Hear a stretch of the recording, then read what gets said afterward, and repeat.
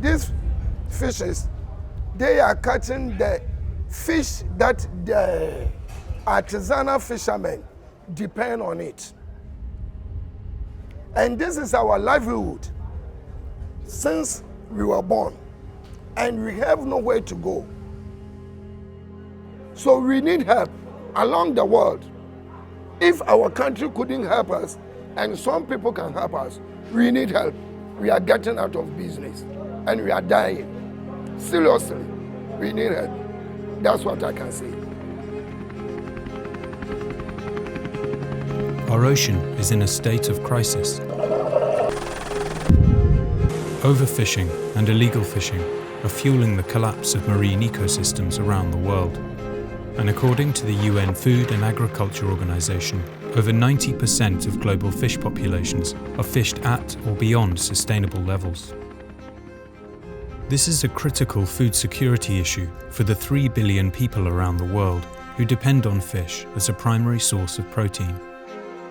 Among these, the coastal communities of West Africa are largely dependent on fish for food and income, but heavily subsidized industrial vessels from developed states are catching the fish that local, small-scale fishers have depended on for generations. And now these stocks are facing collapse.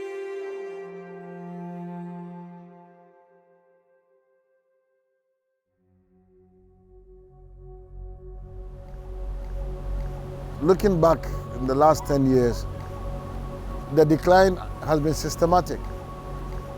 Every year it reduces. Every year it reduces. And this year there hasn't been any fish at all.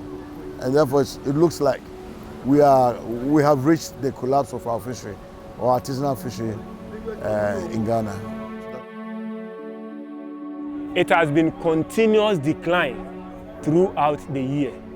Year by year, fish catch keep decreasing. And this year has been the worst of it. As we speak this morning, fishermen who went to sea made no catch. Subsidies allow industrial distant water vessels to operate in areas that are so severely depleted that they would otherwise be unviable. When operating costs are artificially slashed, for example by subsidizing consumables like bait and fuel, these vessels can continue to chase the last remaining fish, with catastrophic results for the marine ecosystem and the people that depend on it.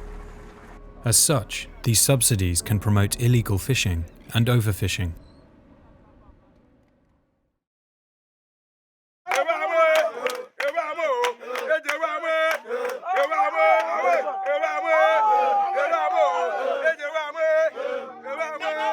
I do not see the future of fishing in Ghana, because if the subsidies for the industrial trawlers continues, it will continue to deplete the stock beyond recognition. And at the moment, the stock keeps on dwindling or depleting. And if it continues like what we are seeing, the future of fishing in Ghana will be a very hopeless state. If business remains as usual, then our fishing has no future. In no time, we'll be out of business, and the livelihood of over 2.7 million Ghanaians who depend on fisheries is at risk. It is a threat to food security, it is a threat to income security, it is a threat to job security, and it is a threat to national security. It is a serious thing that authorities will have to relook at it and clamp down on the activities of these industrial trawlers to save our artisanal fisheries before it goes into total collapse. This same story is playing out in coastal fisheries and on the high seas the world over. Governments provide around $22 billion every year in subsidies that increase fishing capacity and encourage fishing beyond profitable and sustainable levels. It jeopardizes the very resource that the future of the industry is dependent on. Fishermen are facing stiff competition from industrial trawlers. They are hugely subsidized by their respective governments, making the cost of operation cheaper or moderate to them.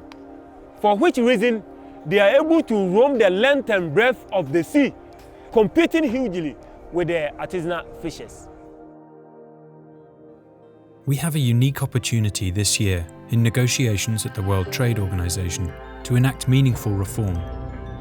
The global community must honour its commitment, also enshrined in Sustainable Development Goal 14 and agreed by the UN General Assembly, to eliminate the harmful subsidies that are destroying our ocean, harming fishing communities around the world, and fueling overcapacity and overfishing. We must act urgently to save our ocean.